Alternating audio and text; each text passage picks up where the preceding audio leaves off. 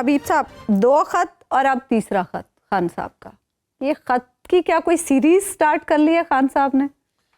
جب فیض احمد فیض جیل میں تھے تو ان کی ایک کتاب بھی اس زمانے کی شاعری پر ہے، وہ ہے زندہ نامہ، اور اسی زمانے کا ایک شعر ہے اور بہت ہی خوبصورت. انہوں نے کہا تھا کہ زباں پہ مہر لگی تو کیا ہے کہ رکھ دی ہے ہر ایک حلقہ زنجیر میں زباں میں نے. بات یہ ہے کہ جس نے بیڑیاں پہن رکھی ہوں اور خود کو وہ بے قصور بھی سمجھ رہا ہو، عدالتیں بھی اس کے خلاف کو بہت سارے جرائم نہ لا سکیں، الزام لگانے والے بھی شرمندہ شرمندہ پھر رہے ہوں، تو پھر حلقہ زنجیر کو یوں ہی زباں ملتی ہے. تو ایک تو یہ ہے کہ آپ ان خطوں کو ان خطوں کے برابر رکھ کے دیکھیں جو بڑے لیڈروں نے جیل میں رہتے ہوئے اپنے مخالفین کو لکھے یا اپنے عزیز و اقارب کو لکھے، اپنے دوستوں کو لکھے. تو یہ خط تو اب اس جگہ پر پہنچ رہے ہیں. اچھا، اس کے ساتھ ساتھ عمران خان صاحب ایک کام اور بھی کر رہے ہیں، وہ ہے تاریخ لکھنے کا. یہ جو حالات ہیں یہ کہیں بھی اس طرح قلم بند نہیں کیے جا سکتے اس آزادی سے، اور انہیں پبلک نہیں کیا جا سکتا کہ کیونکہ اس آزادی کو برتنے کے لیے جس ہمت کی ضرورت ہے وہ تو ہم میں نہیں ہے، میرے پہ تو کم از کم بالکل نہیں. باہر بیٹھے لوگوں میں نہیں جی ہے، باہر بیٹھے لیکن جیل میں بیٹھے تو شخص جیل میں بیٹھے شخص میں وہ ہمت ہے. تو لہٰذا اگر وہ اپنی دانست میں اپنے نقطہ نظر سے تاریخ کو ریکارڈ کرتے چلے جا رہے ہیں تو بڑی زبردست بات ہے. یہی تاریخ کل کو اب دیکھیے گا، ایک وقت آئے گا کہ کتابوں میں لکھی جائے گی، یہ کتابیں چھپیں گی ان کی، اور ان خطوط کے اردو ترجمے ہوں گے اور پھر لوگ ان کو پڑھا کریں گے اور اس حالات آج کے حالات کے بارے میں وہ انڈرسٹینڈ کیا کریں گے.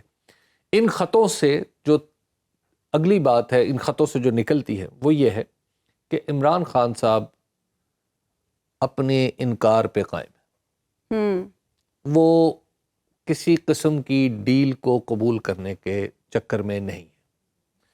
جب وہ اس طرح کے خطوط لکھ رہے ہیں جس میں انسانی حقوق کا ذکر ہے، جس میں ملک کو دستور کے مطابق چلانے کا ذکر ہے، جس میں عدالتوں سے درخواست ہے کہ آپ حالات کو دیکھ لیں، دیکھیے اس سے یہ سب چیزیں ظاہر ہوتی ہیں کہ عمران خان صاحب درجہ بدرجہ ایک ایک کر کے اس نظام کے ہر دفتر کا دروازہ کھٹکھٹا رہے ہیں. اچھا، کچھ لوگوں کو یہ لگ رہا ہے، کچھ صحافیوں نے بھی رپورٹ کیا کہ خان صاحب کچھ مایوس نظر آتے ہیں اور ایسا لگ رہا ہے کہ شاید مایوسی میں وہ یہ خط لکھ رہے ہیں.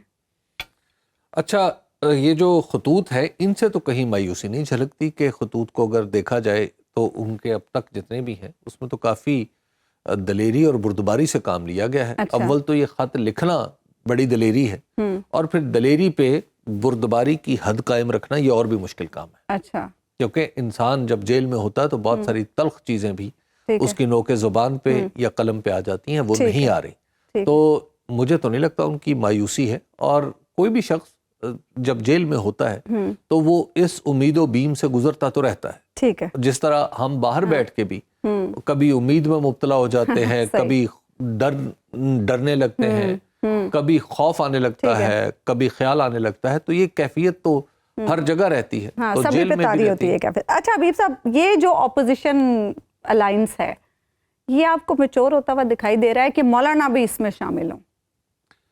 دیکھیے، یہ الائنس تو میچور ہو رہا ہے. یعنی جو کل کی میٹنگ ہے میرے حساب سے یہ کچھ جلدی ہو گئی ہے. یعنی اس کو تھوڑا دیر ہونی چاہیے تھی. میرا خیال تھا کہ اگلی میٹنگ ہوگی 15 فروری کے بعد. اچھا، لیکن اس سے پہلے ہی یہ میٹنگ ہو گئی ہے. ٹھیک ہے، اور اس کے بعد پھر اس کا جو اعلامیہ جاری کیا گیا ہے وہ بڑی اہمیت اختیار کر گیا. اب یہ ہے جو میں سلمان اکرم راجہ صاحب سے بھی پوچھ رہا تھا کہ اس اتحاد کی تنظیمی شکل کیا ہوگی. یہ وہ سوال ہے جو مولانا فضل الرحمان کے ذہن میں موجود ہے. ٹھیک، مولانا فضل الرحمان کے کیونکہ وہ جس طرح کی ان کی پارٹی ہے، منظم جماعت ہے، تو وہ تنظیمی ہیئت اس کی قائم کرنا چاہتے ہیں. تو وہ تنظیمی ہیئت کیا ہوگی یہ کام کرنا ہے پاکستان تحریک انصاف نے. یہ ان کو سمجھنا ہے کہ پاکستان تحریک انصاف اب اگر اس اتحاد کا حصہ ہے تو کیا وہ خود سربراہ بنے گی. تو پاکستان کی روایت یہ بتاتی ہے کہ ایسا نہیں ہوتا. محترمہ بے نظیر بھٹو نے بھی جب اپنا اتحاد بنایا تھا تو اس کی سربراہ خود نہیں بنی تھی. انہوں نے اتحاد کا سربراہ ڈاکٹر طاہر القادری کو بنایا تھا. ٹھیک ہے، تو اور پھر پہلے بھی ہم جتنے بھی اتحاد دیکھ چکے ہیں ان میں قاضی حسین احمد صاحب، جی آپ نے وہ ذکر کیا، جی ان میں سب لوگ جو اتحاد کی سربراہی کرتے رہے وہ عام طور پہ رائٹ ونگ کے لوگ ہوتے ہیں. تو یہاں پہ لاجیکل بات یہ ہے کہ اس اتحاد کی سربراہی مولانا فضل الرحمان کو دے دی جائے.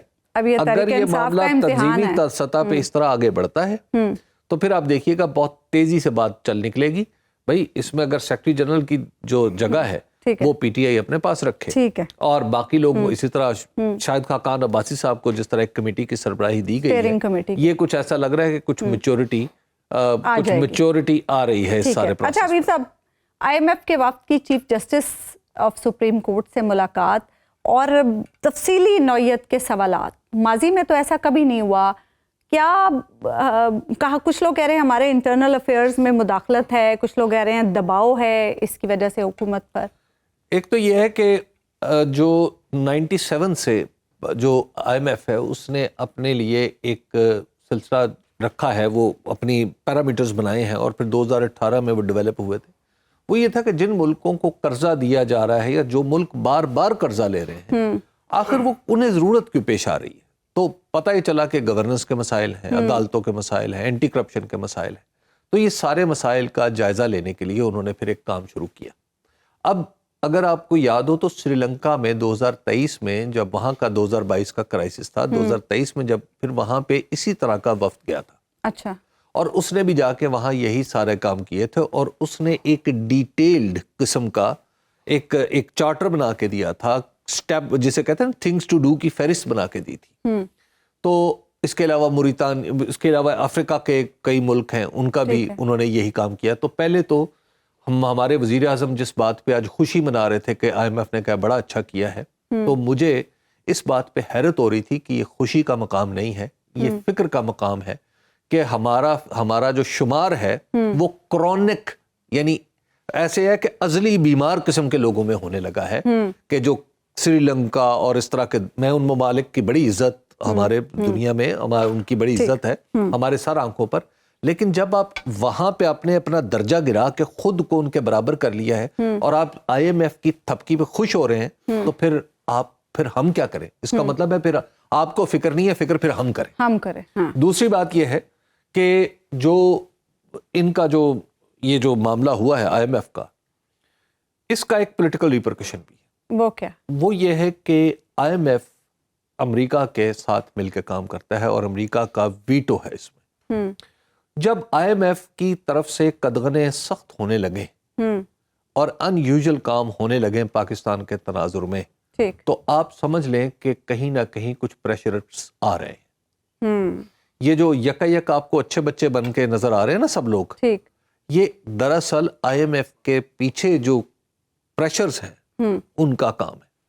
جو کل کا عدالت میں ملنا ہے, ظاہر ہے وہاں پہ یہ بات تو نہیں ہوگی کہ فلاں مقدمہ کیسا ہے, فلاں مقدمے میں کیا ہے, لیکن میری جو پولیٹیکل انڈرسٹینڈنگ ہے وہ یہ ہے کہ آپ اس کو جو پاکستان کے اندر پولیٹیکل حالات ہیں اس سے جوڑ کے دیکھ سکتے ہیں, کیونکہ پاکستان کے سیاسی حالات میں پاکستان تحریک انصاف ایک فریق ہے, پاکستان کے جو قانونی معاملات ہیں ان میں تحریک انصاف اور عمران خان ایک فریق ہے. ڈاٹس کنیکٹ کریں تو پوری پکچر واضح ہو جائے گی. کریں گے تو آپ کو پتا چلے گا کہ آئی ایم ایف کا عدالتوں سے ملنا خالی از علت نہیں ہے, اس سے پہلے کچھ چیزیں ہو چکی ہیں, کچھ خط بھی لکھے جا رہے ہیں,